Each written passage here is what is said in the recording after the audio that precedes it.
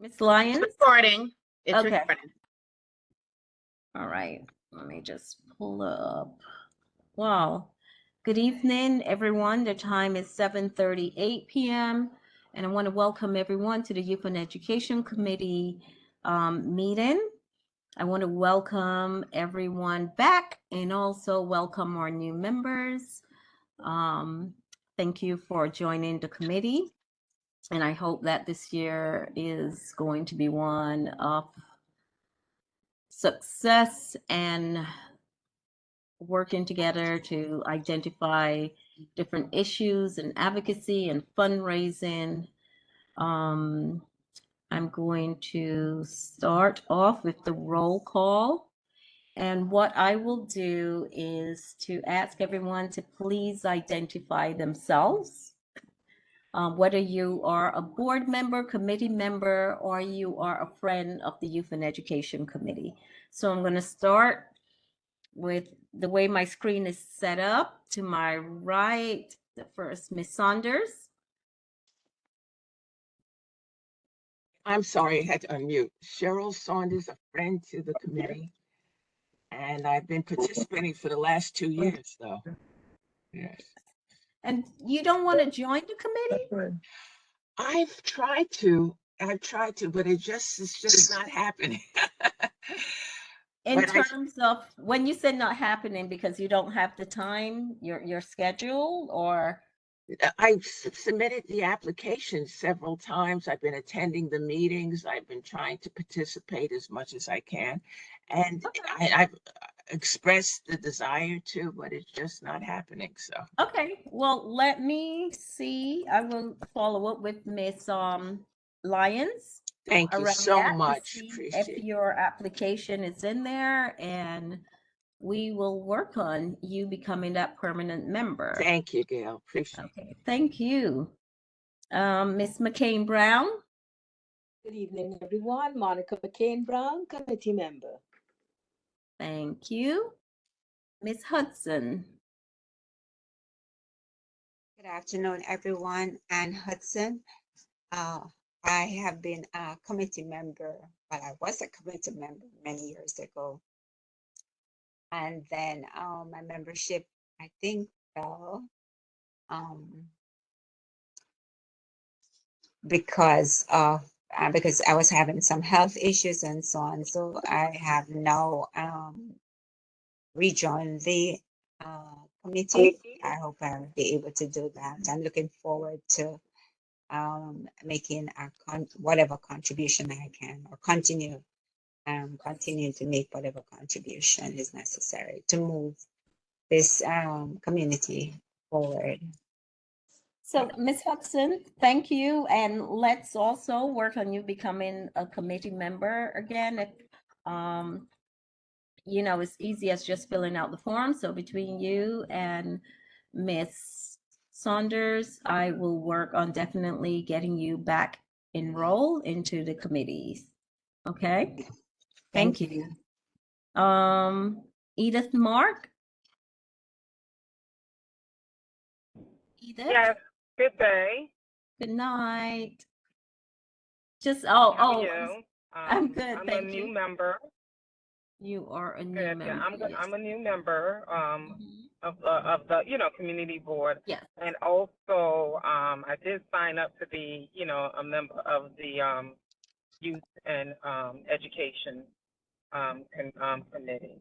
Okay. Yes, I have you also. Thank you. You're welcome. Ivor Wood. Hi, good evening, everyone. I'm new to the community board, and I think I'm signed up for this committee. You did. I'm glad to be here. And I'm happy that you are here. Miss Mickle, you're welcome. Yes, I am Yulene Mickle, committee member. Thank you. Longtime committee member. My goodness. Faithful You and servants. Miss McCain Brown. Oh my gosh. Faithful servants. Yes, I appreciate that so much because I think, and I found you and Miss McCain Brown, or you came in, but you've been here for quite some time. Yes. Miss Duncan, Good evening. good evening. I'm Mrs. Duncan, committee member. This is year 2 for me. Yes, welcome and welcome back to school. Timothy, Yes, good evening. My name is Timothy. I am a committee member. thank you. And let's meet our board secretary, Miss Lyons. Please introduce yourself to the group. Nadine Lyons, Community Assistant. Thank you, Miss Lyons. So Miss Lyons assists us with our meetings. She is assigned to our committee, so you will note that, during our meeting, she will be here with us. If there's any questions around the committee or any information you need to find out, if we're doing events or projects or what, Miss Lyons will be able to assist. You can always call the board and, ask to speak to her, and she will assist you how she can, given what information. Give me 1 second. The chair is calling.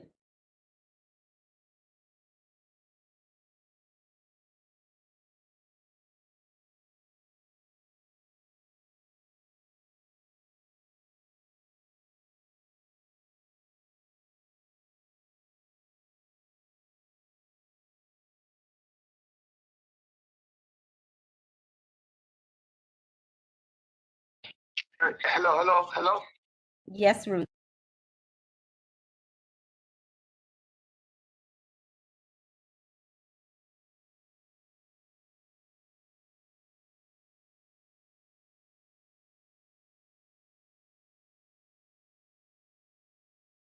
Okay, I'm sorry about that. So as we move on, give me just 1 second. Let me send him the link again because he's trying to get on and he cannot find it.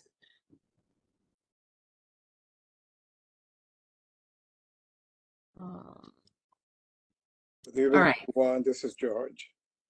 Good evening, Mr. Tate. How are you? Okay, hanging in there. That's good. So we were just doing greetings. So if you could just introduce yourself. Okay, good evening, everyone. My name is George Tate. I'm a board member, committee member. I guess I've been a committee member for maybe over 35 years now.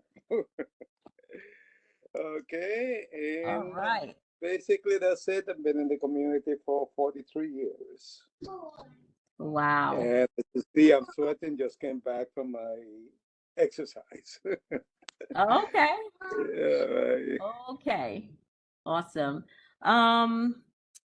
Tamara, I saw you joined us. Could you identify yourself and let us know whether you're a board member, committee member, or a friend of CB of the Youth and Education?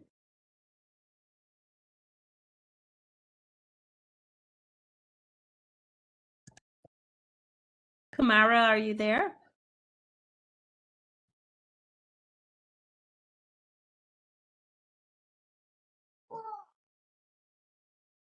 Okay. Not hearing her. Is there anyone else that have joined us? Okay, seeing, Ms. Gravison, yes. Kamara is in, she says she's on the train, but she's in and out. But she's on right now, but she's on mute. Oh, okay, I just saw her chat, put it in the chat. Okay, thank you. I'm sorry, I'm trying to send this stuff to Rudy, and he's just not getting it, so. Okay, We should be good now. Okay, so moving along in our agenda. So did you guys you got a copy of the minutes? Are there any clarifications in the minutes that we need to change? Or can we approve the minutes from June 2023?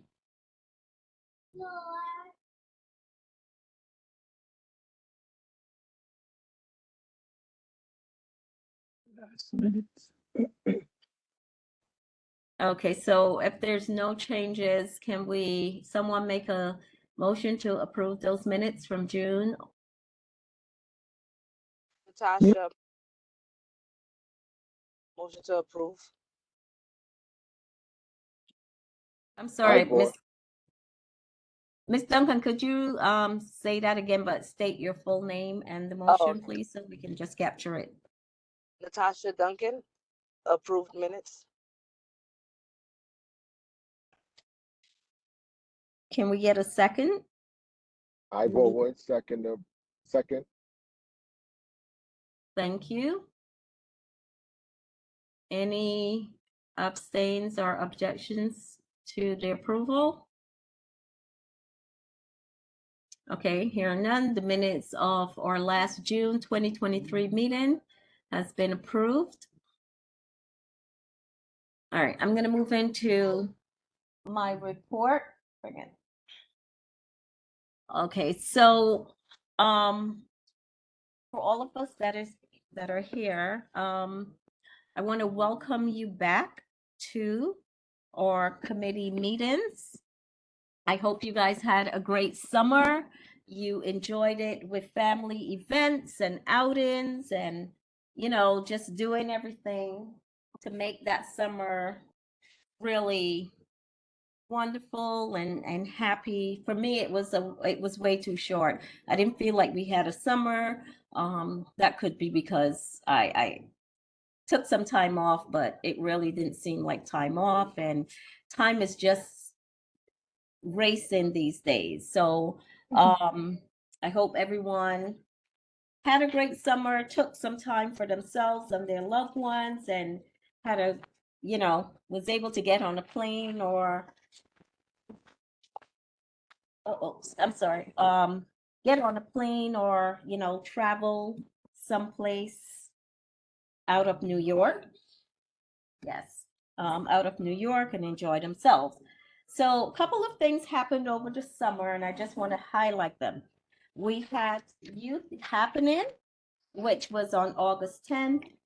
First, I want to say, I want to thank the members who assist in any way, any manner. Thank you so much for all of your assistance.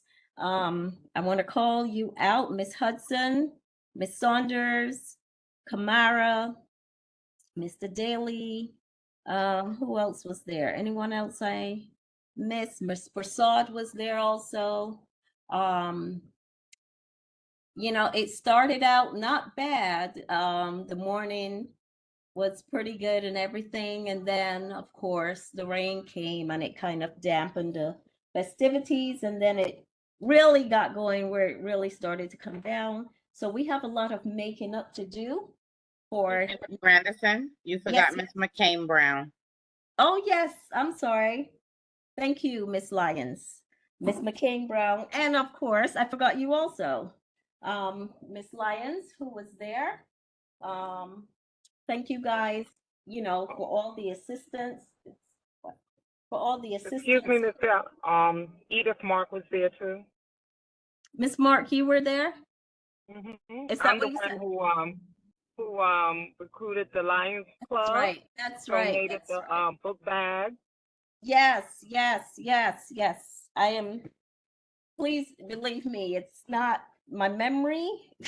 A lot has happened since then. But as I said, if I miss anyone, please let me know. But I appreciate each and every one of you coming out. I appreciate each and every one of you. You guys coming out, assisting in whichever way, manner, or form. It was all very helpful. I love the collaboration, and you know, we also had our partners from East Flatbush Village. We had the God Squad. We had Farrah Lewis's office was there tabling also. We had the Lions Club. We had some books from the books from the can't remember her name. From I want to say Carmen, because Miss Heslat was there also. She helped set up the activity table. Who else was there? We also had let's see, help me out if I miss anyone. Oh, I think Senator Roxanne Prasad. Am I correct, Miss Lyons? Senator Prasad was there. We have Senator Prasad, Assemblywoman Waterman, Waterman, right. East Flatbush Farrah. Village. Councilwoman Farrah Lewis' office was there, and I mentioned her that she was tabling also. yeah. So I think it was want to those thank, three. yeah, you know, everyone who contributed or, you know, even lifted a finger in any form, fashion, or manner to help with that day. I appreciate you guys, but as I said, the rain, you know, dampened the festivities. Oh, I must thank DOE also for providing the lunch. We had a number of donations, of course, from Ms. Hudson. We had from Brooklyn Level Up, and also Miss Martinez. Let's see who else donated. I can't remember all. I'm sorry. It was just a lot. I have it written down, but I didn't put it on this. But again, my thanks, my gratitude, my appreciation to each and every one of you for taking part in that event. So, you know, we got to work together for next year to make it even better. Both the chair and I recently, you know, school started on the 7th of September. And the chair and I were invited to PS 135 to do the welcome back. It was really great. This is the second time I am doing this in conjunction with Assemblywoman Waterman's office and East Flatbush Village. And it was really, really great to see, you know, those kids coming back in, and they all look so cute. Oh my gosh, it was just a sight to see them, and there were all these bright, happy faces. Just one or two crying to go back, you know, because they didn't want to leave their mom or dad over the summer.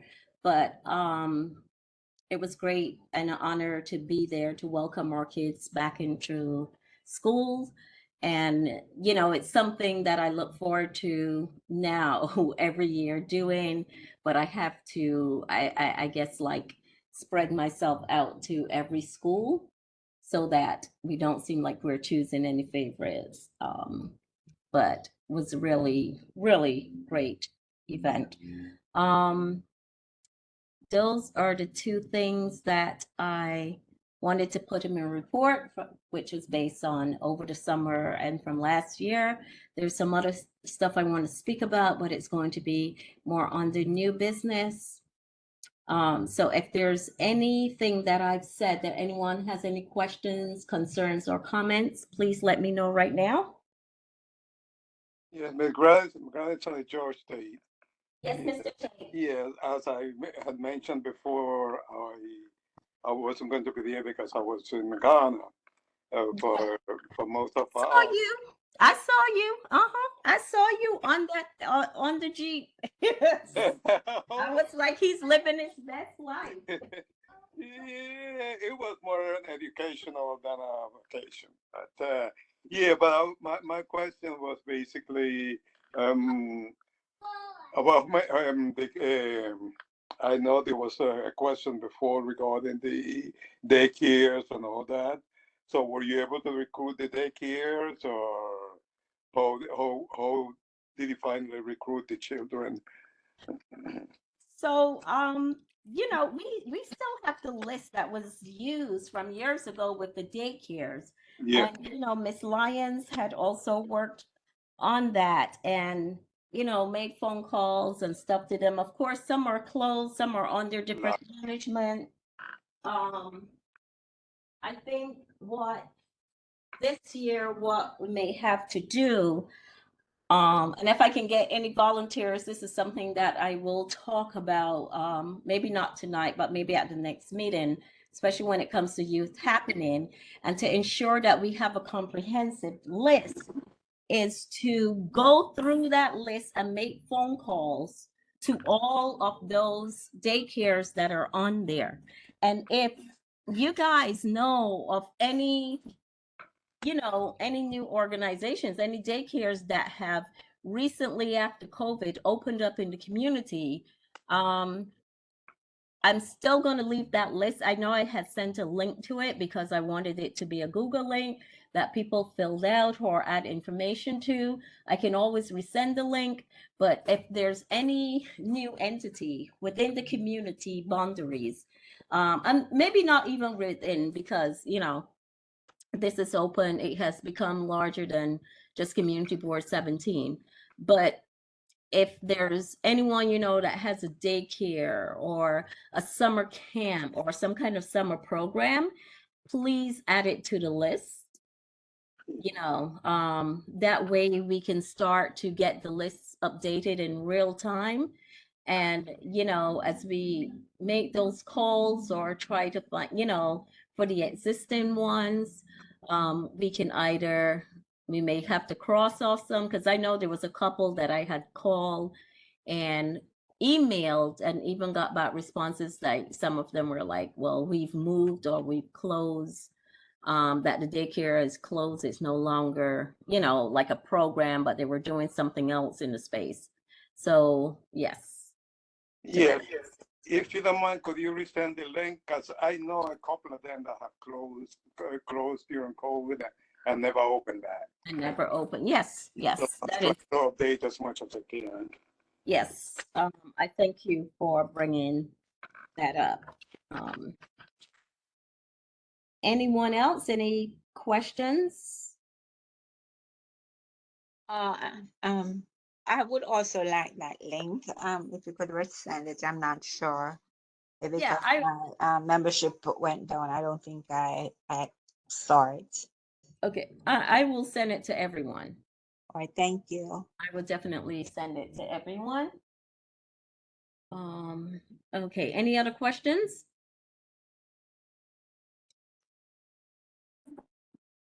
Okay, so let's move on to the agenda. Mr. Daly, are you here? Yes. Yes, I am. I just want you to introduce yourself because they might be or may not be new people on here that knows of your title and who you are. So I just want to give you a minute, two of introductions. You know, thank you very much, Chair Grandison, for the opportunity to speak to everyone.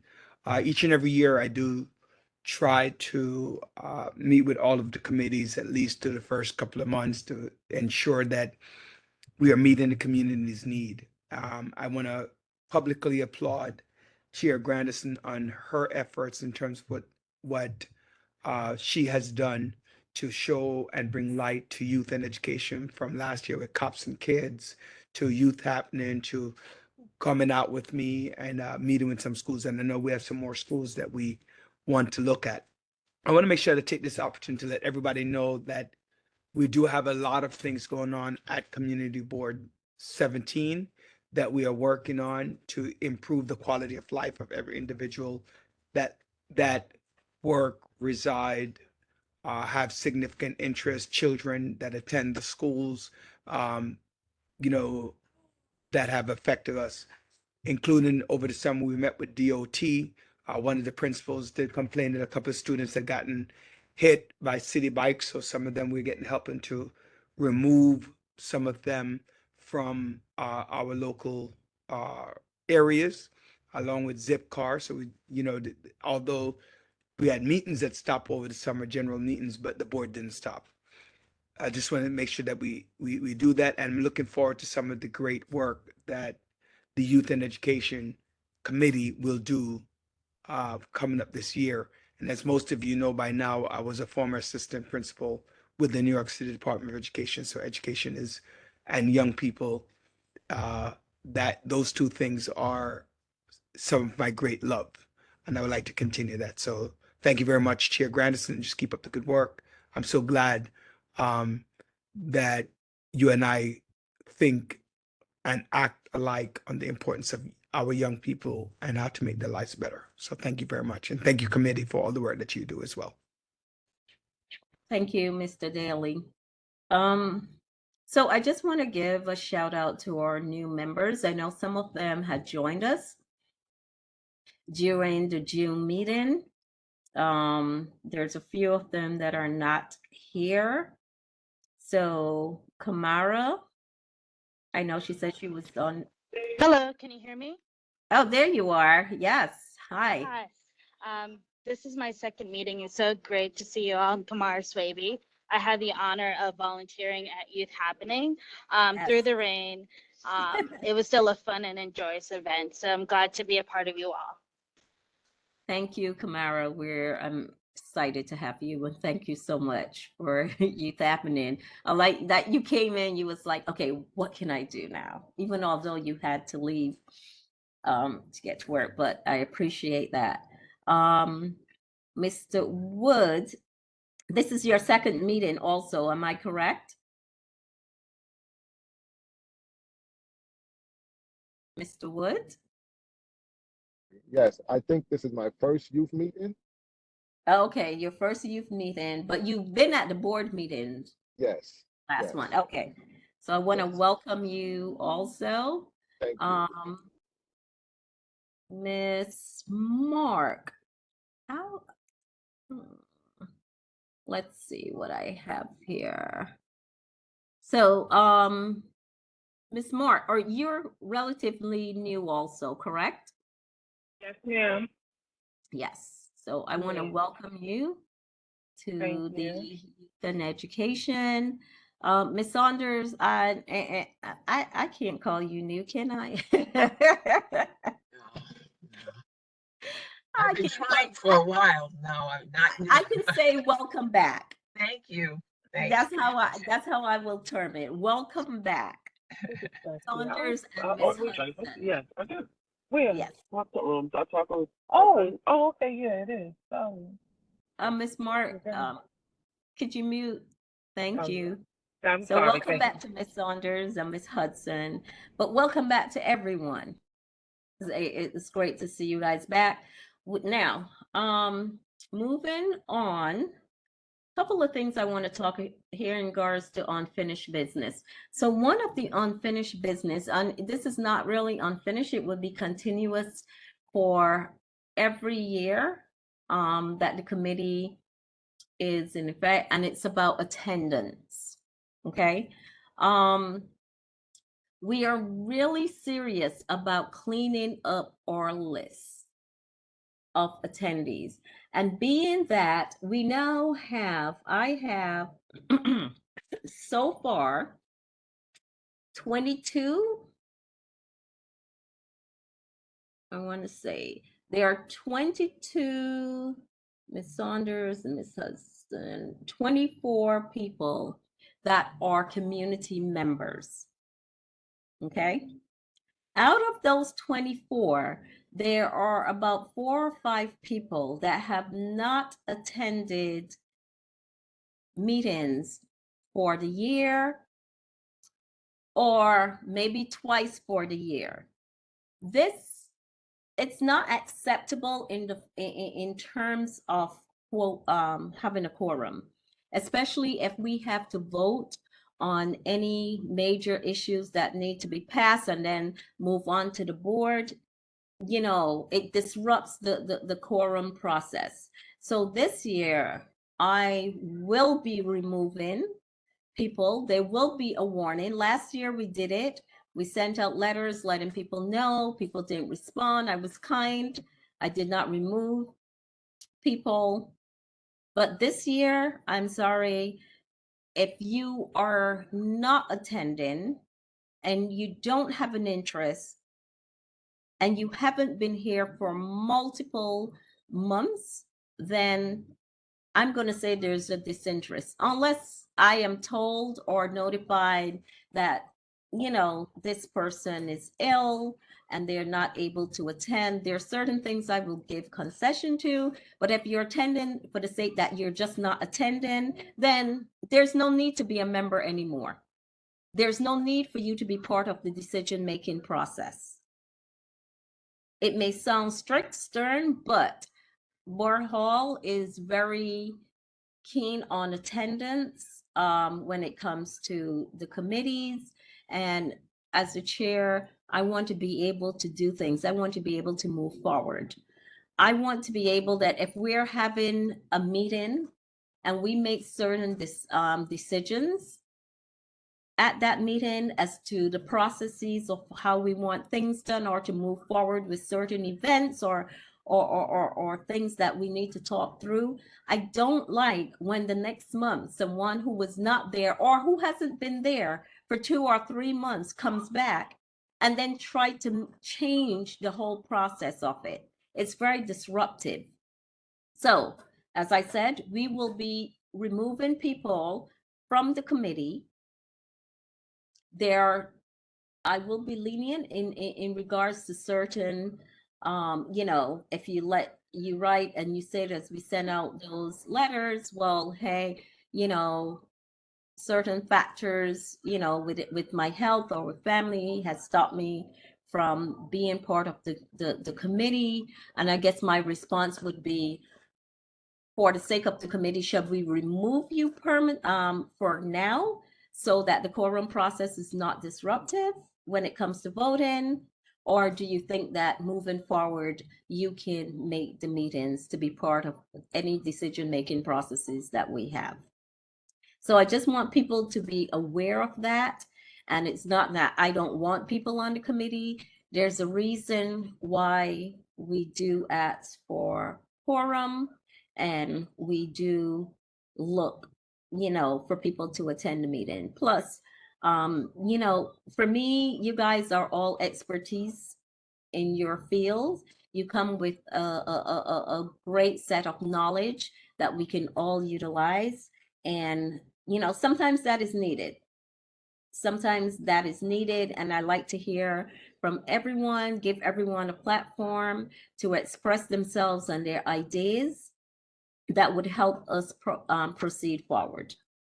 So I just want to make that really clear tonight, and that moving forward, and this is something I will send out in an email, but I just don't want people to come back and say, well, we didn't know this or we never heard about it.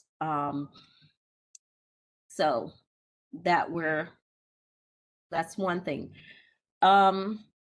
The other unfinished business, and I am going to go to, I didn't call on him yet. Is he still here? Mr. Lewis. So we've been trying to do the CTE forum. Once again, I'm faced with the challenge of getting space, and I want to move forward with this because I think it's a very important aspect of our young people educational process, from college, that there's a secondary plan for kids coming out of high school. That's what I'll call it. That if it's not college, then there's an alternative. And Mr. Lewis has been very vocal about the CTE process. And I want to ask him tonight, because this is unfinished, and I am pushing for a viable location, but he did offer up his church space that we could do it. The issues we ran into was that the dates that we chose, the board had other events planned unknown to us. And that changes, you know, a lot of things, because we like that board members are able to support each other at various events. And when you have 2 and 3 events at the same time, it's just, you know, it's hard for everyone to be in 3 different locations at the same time. The support looks better when everyone is able to attend. So Mr. Lewis, I'm going to give you about 2 minutes to segue to you to, I know there are people who are not aware of what is CET, but to segue to you to say whether or not we do this symposium, if we want to call it, and, you know, just a bit of an update of the CTE, what it is, and how, as a secondary plan for high school graduates, of helping them advance their careers or find a career in those fields. All right. So for all who don't know who I am, my name is Osni Lewis. I'm the treasurer as well as the newly appointed chair for transportation and public safety. Okay, so CTA stands for Career and Technical Education.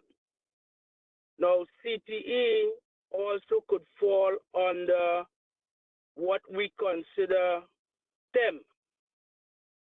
STEM has the engineering and the everything like that. CTE is the career and technical, so we're looking at the trades in particular. Plumber, electrician, welders, steam fitters, iron workers, right? And if you're looking at the construction management aspect, project management, et cetera, et cetera. So why I look at that? Personally, for me, CTE has been, I went to Transitech High School in East New York, graduated, and at 18 years old, got into local tree through P2A, which is a pre-apprenticeship program that allowed me to get into the union at 18 years old without any uncle, grandfather, family member in the union, okay? I have been able to acquire associate degree without paying for it. My wife has been able to finish her bachelor's degree without paying for it. I could go back and as the member, I could go up to a doctorate in my field if I wanted to without paying for it. And I always tell people that, again, college is good when you don't have to pay for it. When you have to pay for it and you have to have this college debt over your head, it becomes like a swinging sword. It affects your credit. It affects your employment, your employability, because when you go to a employer and they ask you, okay, you know, what's your experience, what you have, what's this, and some of them now are checking your credit score and checking what you have.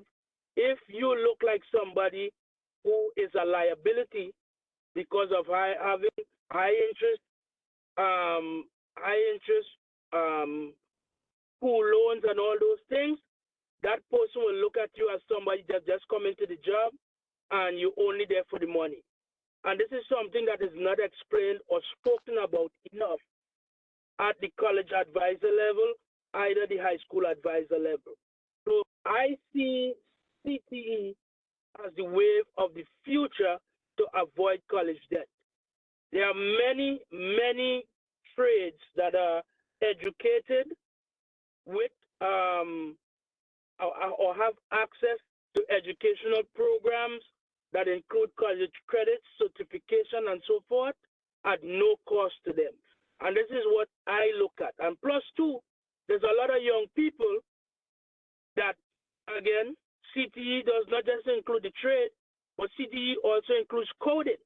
So there's a lot of high schoolers who have left high school and they are going into Google, Facebook, and these places as coders, making $90,000 a year at 18 years old. So I want to expose that so that people know that they have options and that they could take their time getting their college education. Your college education is to add more zeros to your career, not to be a weight on you in terms of college debt. So that is what I want this symposium or this thing to really talk about, is giving clear guidance to people on how to avoid college debt, how to avoid that. And in particular, if you're not too sure what career you want to take, you could go into a trade, you could make some money, and then you could guide yourself to that specific career path and that specific education that you need that'll be vital to adding more zeros to your paycheck. Right? So I want us to understand that. So Ms. Grandison, I'm looking to, and everyone on the education committee, I am looking to look at February, which is nationally recognized as CTE month, to actually do that symposium and expose people to the different trades, the different opportunities, and in particular, all the different infrastructure and fields that will be coming out, especially in the energy and the sustainability aspect, electrification of all of these buildings. We're moving away from fossil fuel, gas, and all these things. So this will be an education for everybody overall, for even older people who need to transition into a new career, right? We're talking about those who are, past 21, 25, changing careers, even older than that. Because, again, there's no ageism or any discrimination. And we do have in the unions and so forth, you could get an apprentice that's 54 years, 55 years old, right? So for anybody who, again, needs to transition into a career, CTE is not just for young people, it's for middle-aged people, it's for people that's transitioning. It could be for older people in terms of a consultant role. You could use what you have already to apply it in the construction field or in a CTE field and still make good money as a consultant. So it doesn't mean you have to pick up a hammer or a saw or climb up a ladder. So I want us to get exposed to that so our people will understand. And another thing, historically wise, African people came to this country as the engineers, the scientists, and the inventors. The people, and in the Caribbean and all of those, they were enslaved. They were not slaves. We were enslaved. And everything that was done in Europe, in Africa, in the Americas, was done by our ingenuity, by our understanding of the engineering principle and dynamic. Don't worry with them when they say alien make no pyramid. No alien make no pyramid. Black man. But they want to say with alien. So that's why they use the term. When you come here, you are alien. We're not alien. Black people have been the engineers and the inventors forever. So we just keep on applying that and keep on going. And I think this is where we should know in terms of education. Okay, well, thank you, Mr. Lewis. So we have it there. That's another event. I'm going to speak about our events for the year, but we know that CTE will be adding that, and since Mr. Lewis noted to us that February's CTE month, we'll try our best to get that happening in that date. I want to say hello to Miss Graham. I see that she has joined us. Welcome. She's one of our committee members, board members, and also the chair of the personnel committee. Hi, Miss Graham. Moving on, we're now at 8:22. New business. So is Miss Grant on the call? So I just want to highlight, before I get into Ms. Grant's issue, who's the principal at PS 235, and between me and the chair, we'll talk a bit more about this issue that is happening in her school, and it might be other schools, but she has brought it to our attention. I just want to, in terms of setting our priorities for the next fiscal year, I just want to run by you guys that the events that we're looking at is the spelling bee, which is done from the Youth and Education, the essay writing. It's a partnership with the 6-7 Precinct Explorers. Last year, they were the essay writing is it's a I want to not nationwide, borough-wide event that happens within the youth and community affairs. They didn't have it last year because they waited too late to submit some of the information that they're supposed to, I think, to 1PP and to the inspector. So it didn't happen. I'm checking with Detective Barry to see if we definitely can get it moving this year. Cops and Kids, we will work on that again this year, and then Youth Happening. I wanted to add within those events, and this might be pushing it or overloading it, but I wanted to add debate, right? To have a debate team off within there. And then we said the CTE. Now, I also have, there are 2 events that Councilwoman Lewis had asked us to partner on. One is a youth forum. And then the other one is not quite it's not an event, but at the beginning of last year or the year before, we were trying to do a needs assessment survey with the schools. We didn't get any response. I think she was trying to do it also, because the aim here is to figure out what is it exactly that our schools need. Where are they lacking in resources? Where are they lacking in materials? Are they capital projects?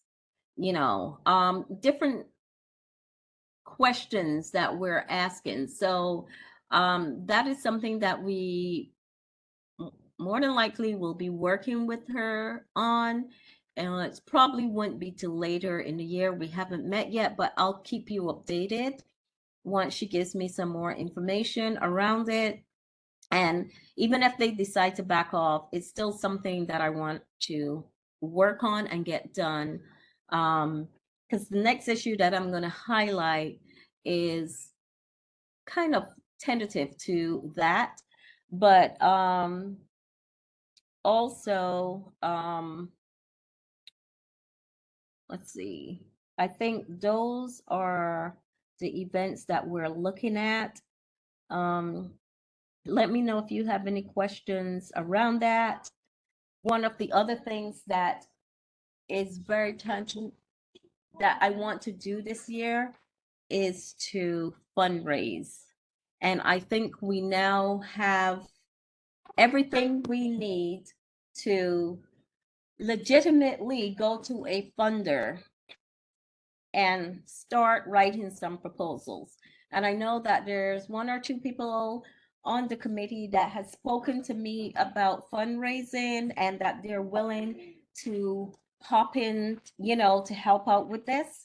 So if you are interested, you can send me an email or text. You can text me.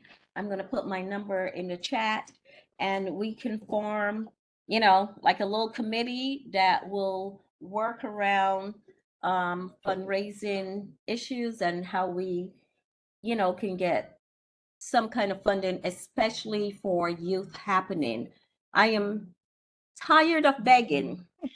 I've never begged so much in my life. And as I said before, we're all fighting and asking, for the same resources in the community, and I would like to help to alleviate some of that. So any questions around those events that I mentioned, anything that you think we should add in there, please let me know now.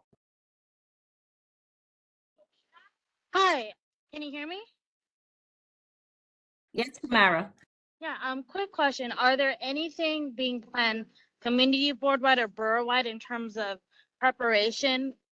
Just in terms of for parents, the transitions in terms of like getting into a good pre-K or kindergarten, or like things like the SHSAT. Is there anything the community board does in terms of materials or something similar to prepare parents for that? No, we haven't. And I'll tell you, one of the things that we greatly lack and need is, just hands on, feet on the ground, helping do some of these things, right? So there was one time where I wanted to, and I still probably will, because I had this conversation with Keisha Sidney from Sesame Flyers, right? Because we all know that the premise, when people hear Sesame Flyers, they think of the parkway and the band and stuff like that. But they do more than that, right? They have after school program in our various schools across the community and even across Brooklyn. And I wanted to create a guide where in CB 17, there's a list of all these different resources in terms of after school programs and daycares, a very comprehensive, but it's hard. It's something that is going to require multiple people gathering information and us getting together and creating such a comprehensive manual.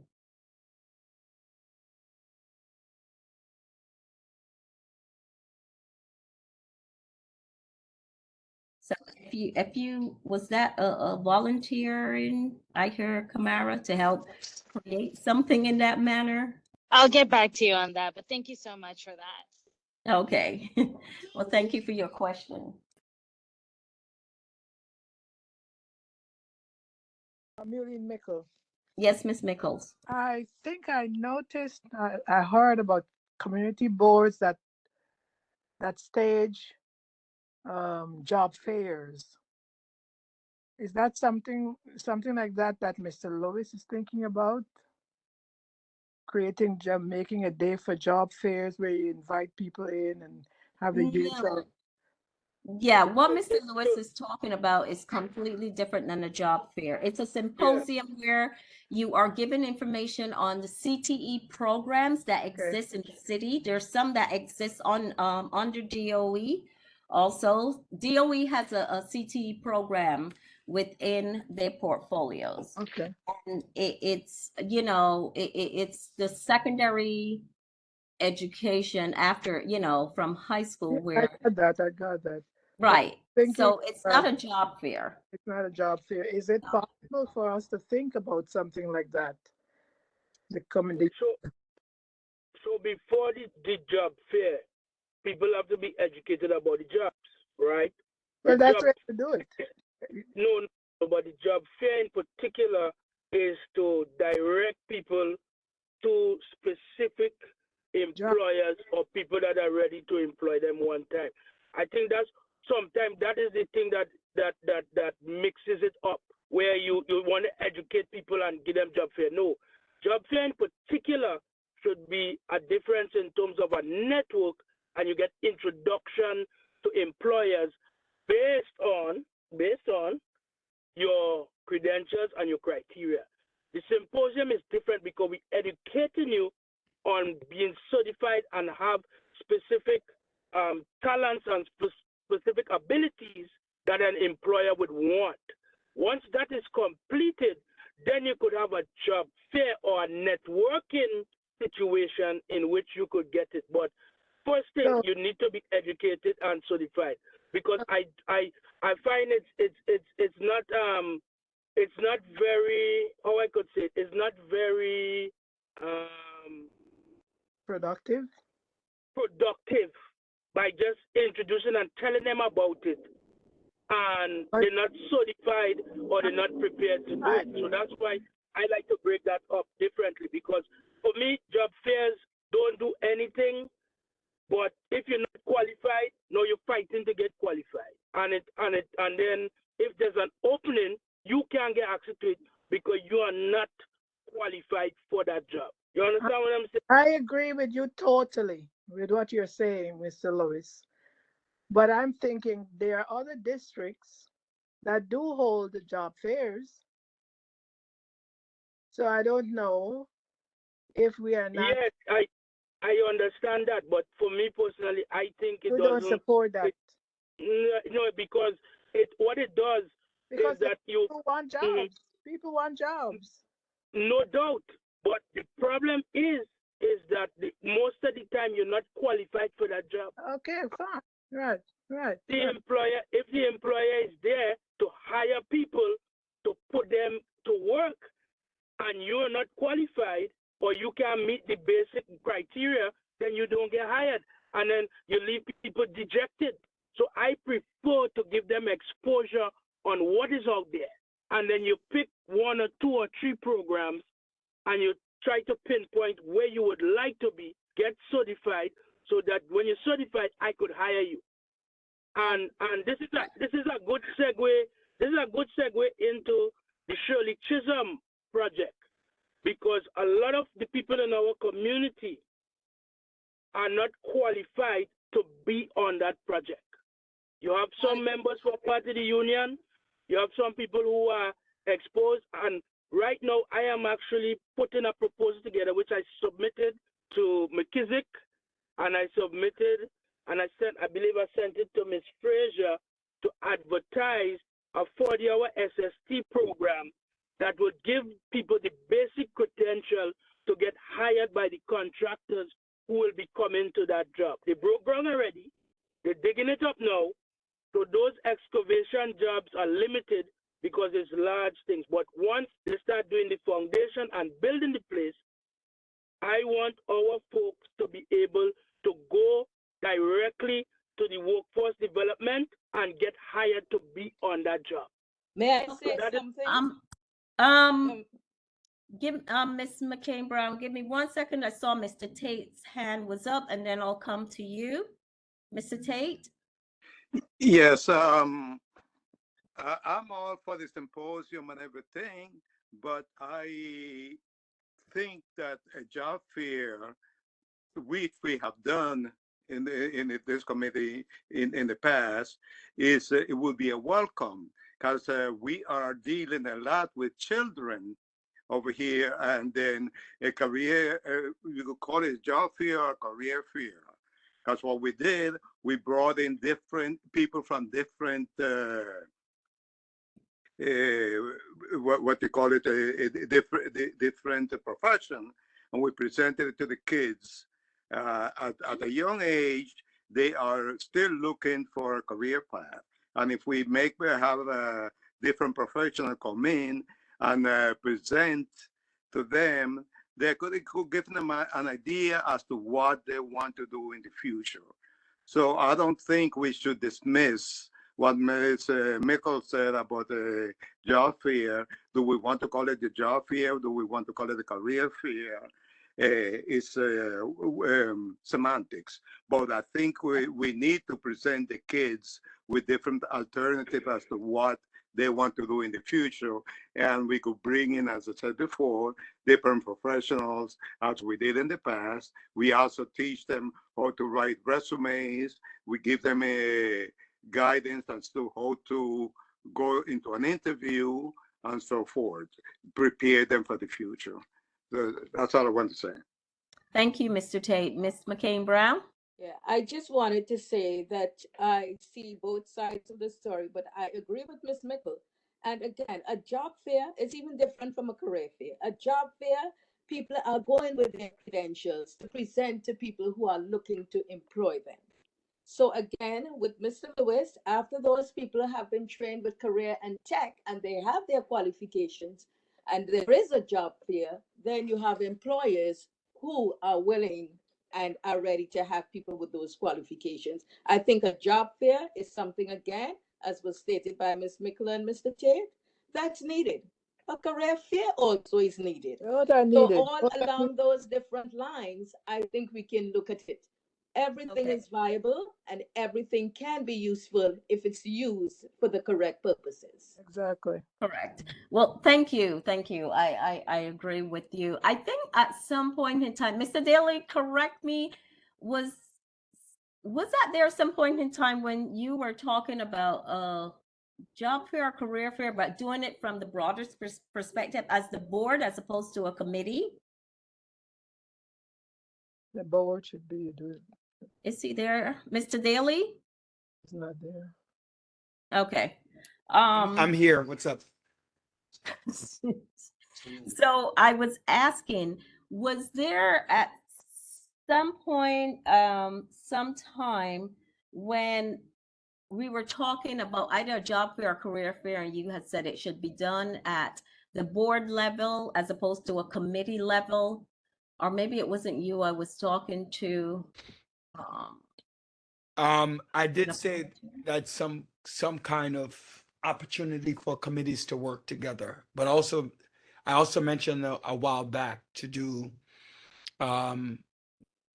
it was more either of a college or career fair. Fair. Okay, that aligns itself with college. Something aligned, yeah, with that. Thank you. Ms. Granderson, what I want to do in particular, all the schools have a career day, right? Yes. All the schools have that. But in particular, there is a specific understanding, because in those career days, most time you have the basic thing. You will get a lawyer, a doctor, you will get a person in business and finance, you will get a teacher, you will get this, you will get that. And sometimes, if that is all they see, or a policeman or a fireman or whatever, it's limited. So that's why at the educational symposium on CTE in particular, we have to be specified and specific, in particularly because a lot of the people in our community and our parents who came to this country were in the trade, whether it was a bus driver, whether it was a plumber, an electrician, or if you want to think about it, a nurse. Or a nurse and all of that is a CTE profession also. Is a career and tech profession, right? So this is why I'm saying I want to be very specific and intentional, not just to have a general career day or a general job fair, but we specifically going behind specific things. Like was said before, if you have the certification, we have the job fair for that.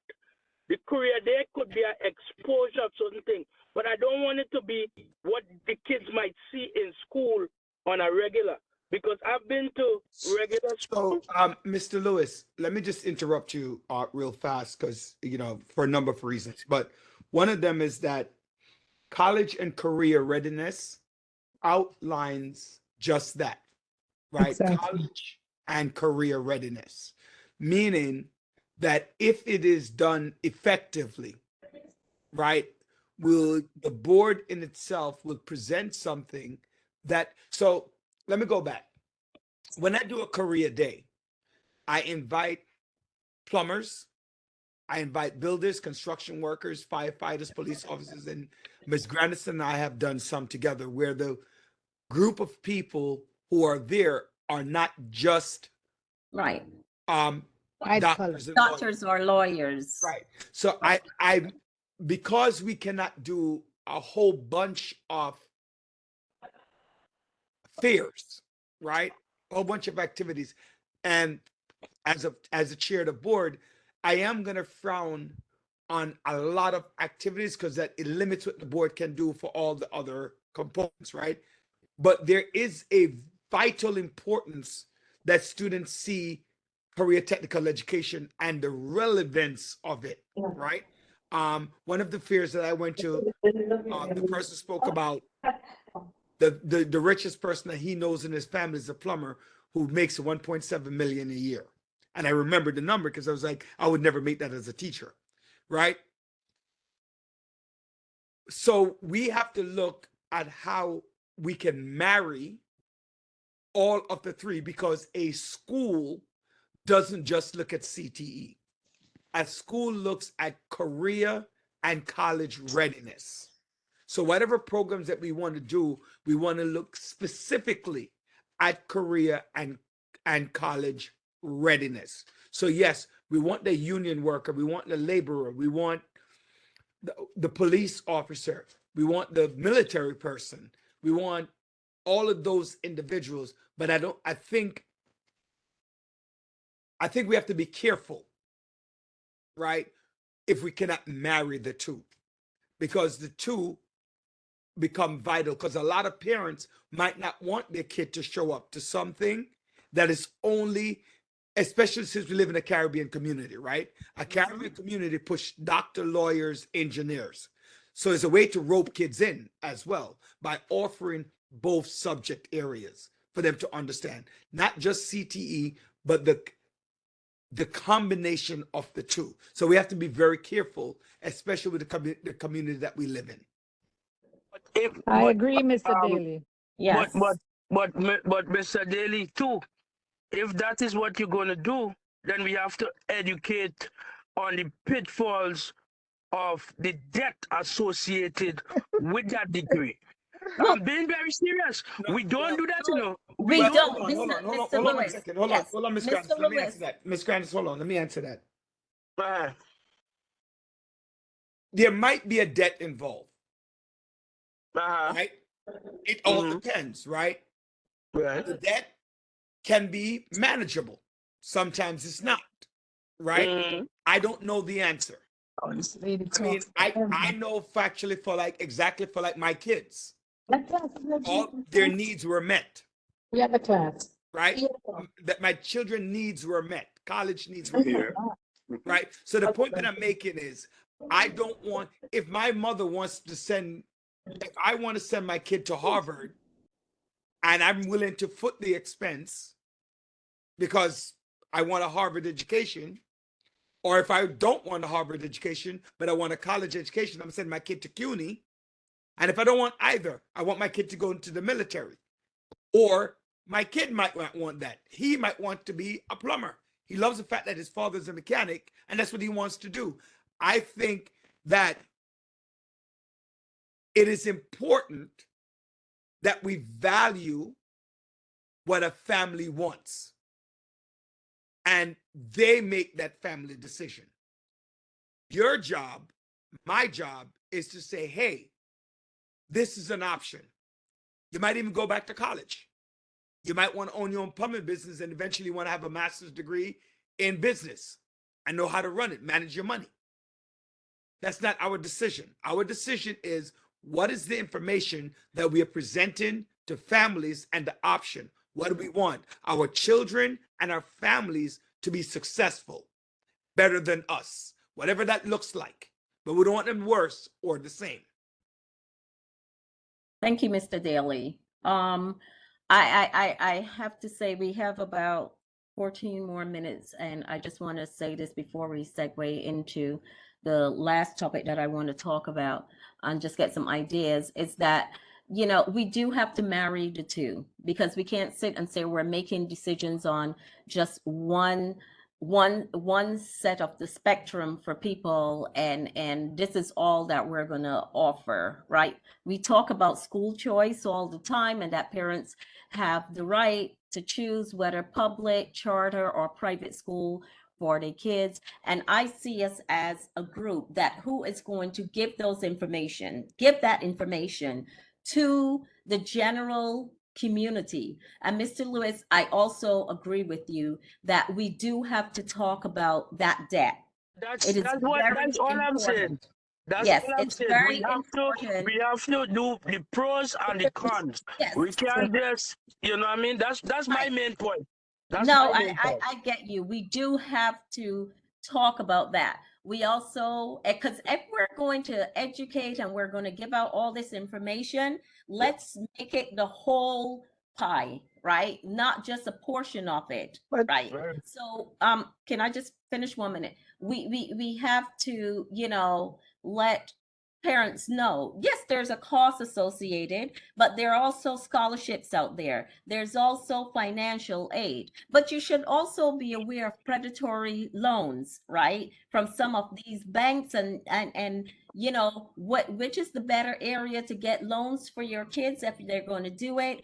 Filling out that FAFSA application, also what it means for your family? Where's the funding coming from? Where's the different streams from the federal, the state, and the city, right? We know that CUNY now is free, and there are schools, you know, within New York City and also upstate that they can go to that is also just as great as any of the top tier schools that they want to. But hey, you got to pay for Harvard, but you don't have to pay for Binghamton, right?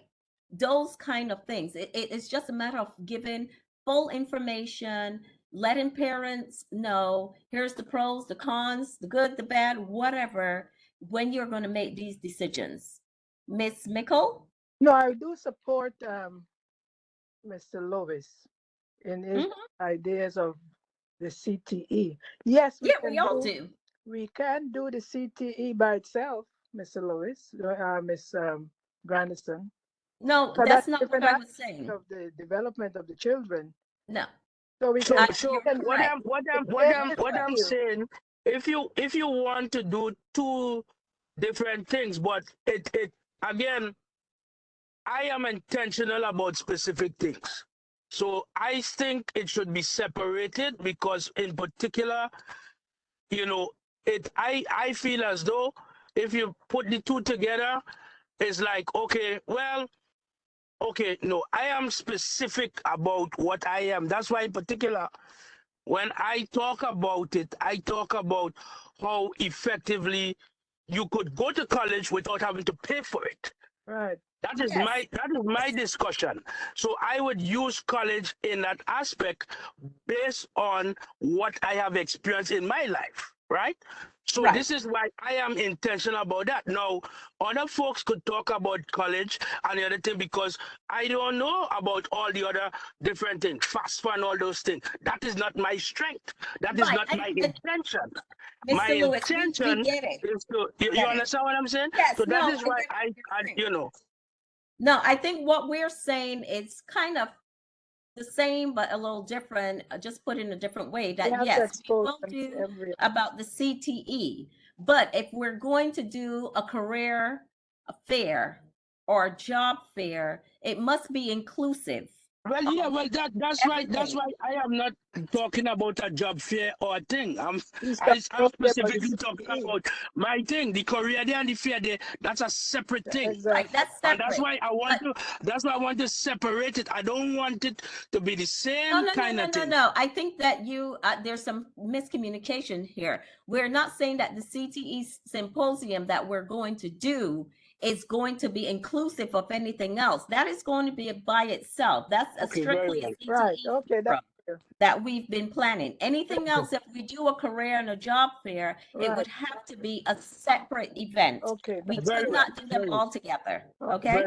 Mr. Tate, is your hand still up from before, or was there a comment you have regarding this discussion? No, I'm sorry. Something from before. Let me take it. Okay. Mr. Daly, you got just a point of information, right? On two opposite ends of the spectrums, right? We don't have enough black, and I'm very direct when I make the statement. We don't have enough black doctors. We don't have enough black lawyers. We don't have enough black engineers, right? We don't have enough black people who are CEOs of large Fortune 500 companies because of the lack of qualification for that. Okay? We do have, so it is a crisis, right, on our end that we don't have these individuals. While at the same time, we don't have a lot of certified black plumbers, builders, carpenters, and the likes. Electricians, right. So at both ends of the spectrums, we don't have that. You might join the police force, but we don't have a lot of black lieutenants and a lot of black chiefs because they don't have the educational qualification to go that far up. Right? Where the money is that only it, Mr. Daly, or is there another thing a part of that too? No, but what I'm saying systematically. What I'm saying to you, just very quickly, and we have tarried too long on the subject. right? Yes. Is You said that last night was 12 and tonight is what? right? So what I'm saying is that we have to know that within our community, the deficiencies in our community, and we have to work towards all of those deficiencies and build. So not just CTE, but when you walk into the hospital, you see a lot more people of color who are the cleaners, who are the CNA, who are the lower Ladies. the lower level, Yes. right, Of the professions spectrum. in a Yes. hospital than you see at the top level At the top. positions. And we have to be careful that we're not insistent. There's a reason why, you know, whites and others go for those high positions, even with the college loans, because Right. they know the payoff is greater, The payoffs. Yeah. right? So I could tell, I always give an example. I paid $17,000 more for my degree to be a school administrator that a lot of people said, oh, I'm not willing to pay it. Well, over that time, I made way over $100,000 for that $17,000 investment. So we have to be cognizant about the message that we're sending. That's it. I'm done. Okay, all right, so let's move on from here. It's almost 9 o'clock. I do not want to keep Miss Lyons on here longer than she has to, and you guys also. So the next 5 minutes, the issue that we have, Miss Graham from PS235 was supposed to be on the call tonight. She couldn't make it. The issue she has at her school is enrollment, right? She's under enrolled in the lower school. Her pre-K classes are full. She had no problem with that, but I think from kindergarten to 3rd or 4th grade, she's under enrollment. And in DOE schools, you know, under enrollment affects your budget, because if you're given a certain amount in your budget each year, and you know, the money follows the students, right? So as she's getting for that, her enrollment this year is supposed to be 100 kids, and she's under enrollment and she only has 80 kids, then by I think it's the end of October or so, she will lose that money. That means that they're going to be cut somewhere, because as she has budgeted for FY24, you know, and she's budgeting based on, okay, DOE is giving me $150 million because I have 100 kids as my enrollment, but then, oh, they're going to take away maybe a few 70, 80, $90,000 from her or whatever. This is just an estimate, just a number I'm throwing out there, nothing real. Then it affects her bottom line, because then she has to look at, okay, so where do I pull this money from? Because I've already created my budgets. There's after school programs, there's payroll. You know, there's multiple layers of things that this money is going to cover.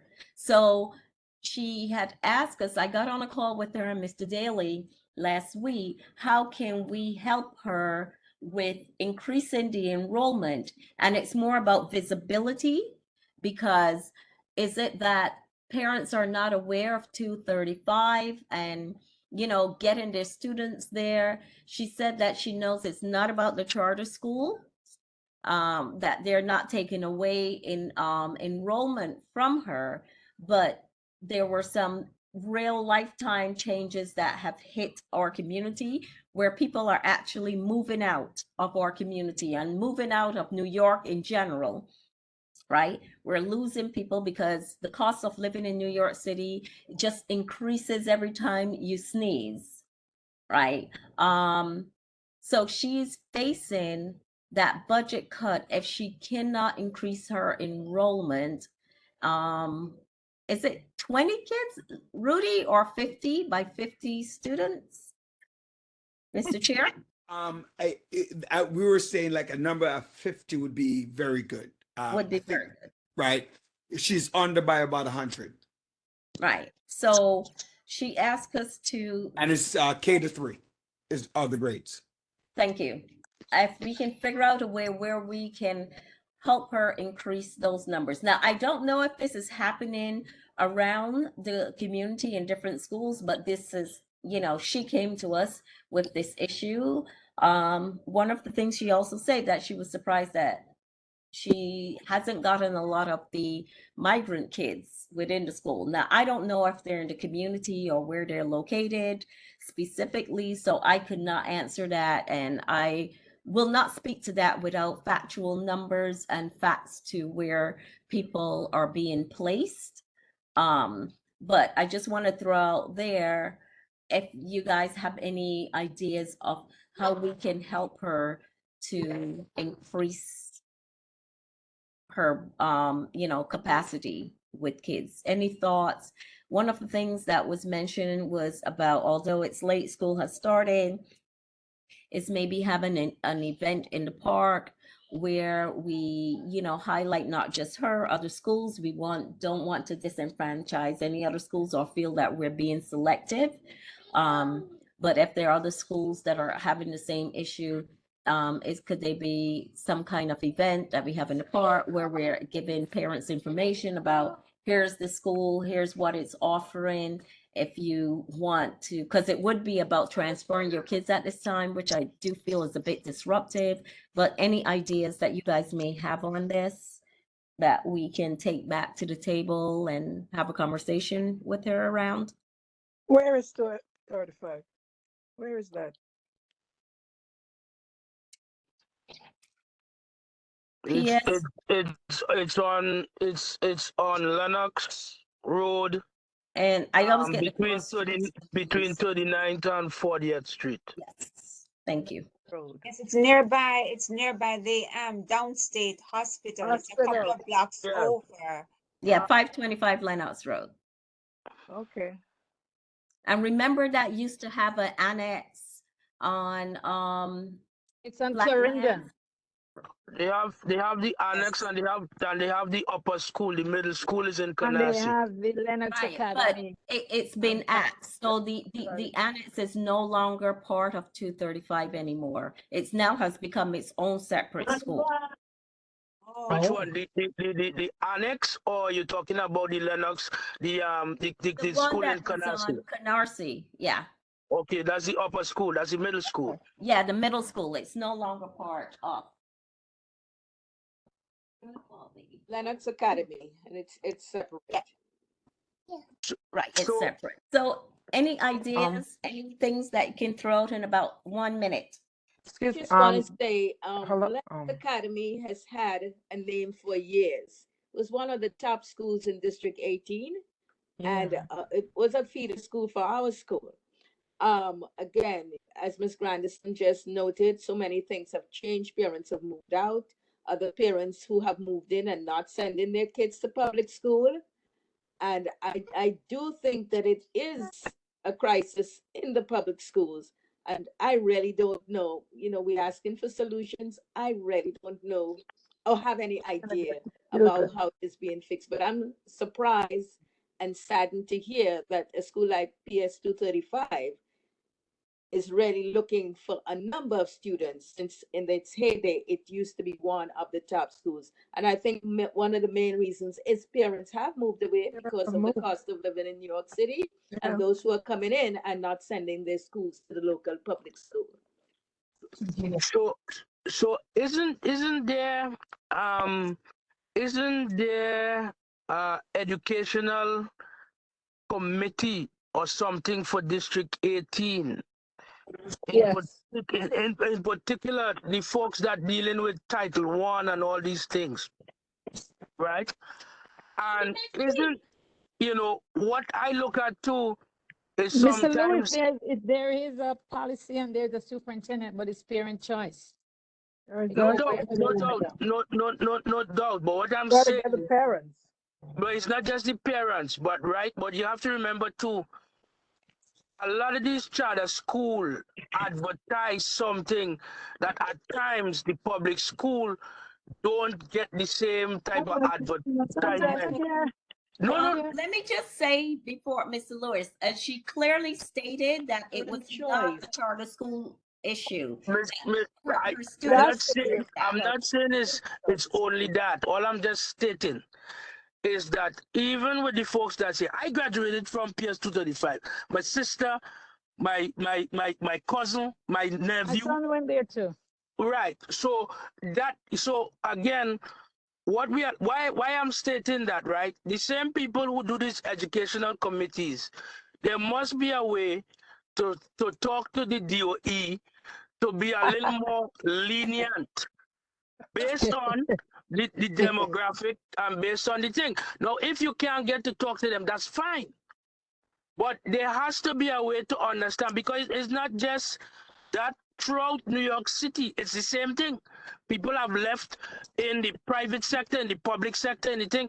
So again, the same rules of governance that was for anything, there has to be some type of leeway and maybe a discussion on maybe changing some of those policies. She said as a Instead of she said as a no doubt, Parent choice. no doubt it's parent choice. I understand. Let me say this, that yes, there must be a change maybe in the policy and the way that the how the budget is done. But that is not an easy thing that's going to happen, because you know, it's not just having a conversation and it's done overnight or it's done the next fiscal year. It's a very complex way that the city funds, they formula, that's the word I'm looking for. Yes, the formula that they use for funding, it's a very complex and the way they do it, and it will have to take over time for that to change, but we don't have that sort of time right now, right? She's asking for just to see if there's some ideas that we have to do this. I think it's if she comes on next month meeting, we can table this till then, or if anything comes to you guys, you can let me know. But it really requires thinking, what can we do in the short term? This is what she's asking, because I'm sure that, you know, her superintendent is aware, and school has just started, all the different entities that serve those districts and stuff like that, that this is more than likely going to become a topic of conversation. But the ask was, what can we do in the short term? Because she has up to October the 31st. The 31st, thank you. Yes, the end of October. Yes. Excuse If me, there's I any want way to, she can increase. excuse me. Yes, Ms. Marks, and Ms. Marks. I wanted to find out, in terms of registration, do they go to the school to register the child, or do they have to go to a family center? Welcome center. Yes. Okay. Because sometimes that can be, you know, like out the way. I mean, it's easy to recruit and have the parents register the child at the school. So I'm just trying to find out whether or not, you know, they have to Right. go out the district, go to the welcome center and register the child. Ms. That can be Graham a is tedious there. process too. Thank you.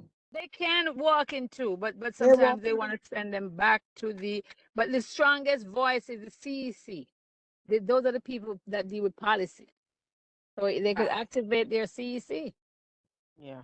And yeah, that's true too. And another thing is too, they have to set themselves above the rest, because I know 235 at one point was a gifted and talented school. Am I correct? You're You know, correct. yeah. So I don't know if they can, you know, somehow channel that back into the community, because of course, you know, I'm a parent and I want the best for my child. If it's in the community, I will do anything to have my child go to, you know, that school that's in the community, if it's one of the, you know, Right. talented and gifted. And I think they need to challenge that again, because when my kids were growing up, I did hear about 235. They had a talented and gifted program, and it was even Yeah, the hard to STORE get into the program, yeah. program. It was hard. So I don't know if they need to channel that, you know. Well, let me ask this, Ms. Mark. Isn't the gifted and talented program with the 6th to 8th grade, the middle school? Mm-hmm. That's the annex that they had. Was it? But you know It's what? all grades. You have It's all another grades. set of folks who are going to say, It's all You raised, said, yeah. So yeah, oh, I'm yes. they need to channel that. all the way They up. need to bring All that the up way up. too. Okay, and her issue is K-3. So maybe that's something that we have a conversation with her about. Rudy, your kids go there. Do they still have that program? Right. And I Some think that's what levels we need of to, it, but yeah, remember now, discuss, yeah. I'm sorry, they what you still, said, Rudy? yes, they do. They have the SOAR program, and they have the SOAR program, yes. Okay, they still do. And But Okay. it's, they don't right, have the so I bodies think anymore. it Because needs to be remember, heard. They need to, we need to somehow get that message out.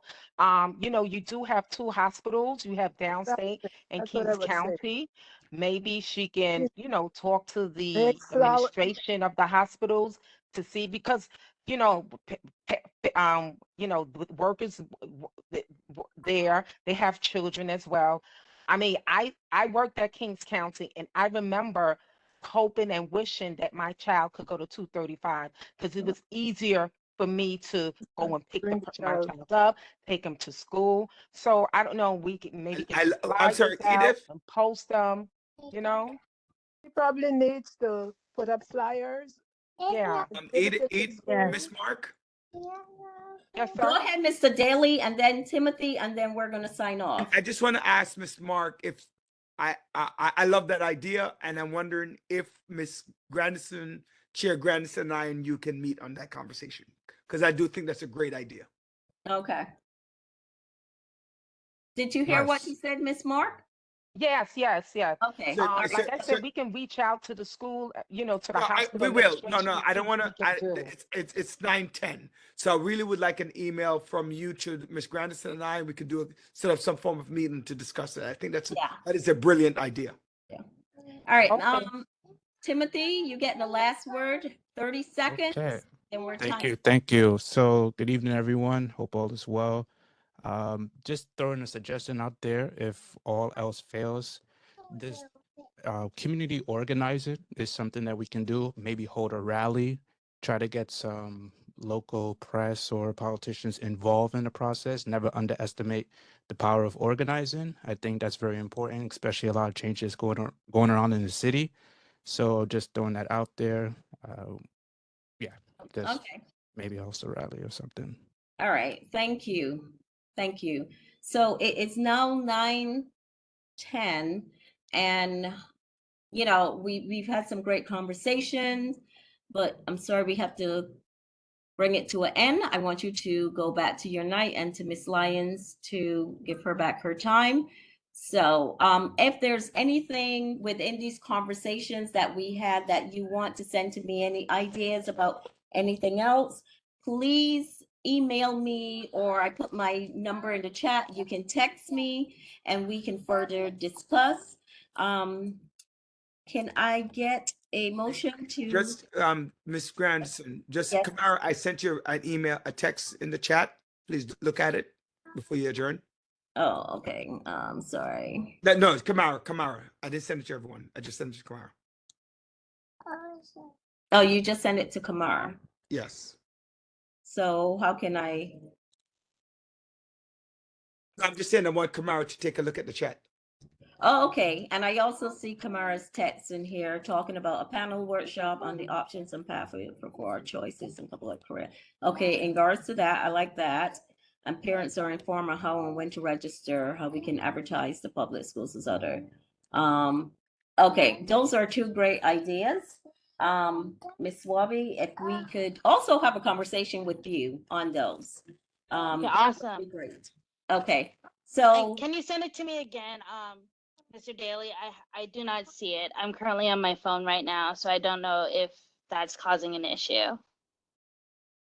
Okay, so can I get someone to give a motion to adjourn the Youth and Education meeting? Yulin Mikkel pledge to adjourn. Can I please get a second? Graham. I second that, Edith Mark. Thank you. And it is now 9:12, and we have officially ended the Youth and Education Committee meeting. I want to thank each and every one of you for your input tonight and for taking the time out to attend. I wish you a very good night, and I will see you next month. Godspeed. Good night, everyone. Good night. Thank you. Good night, everyone.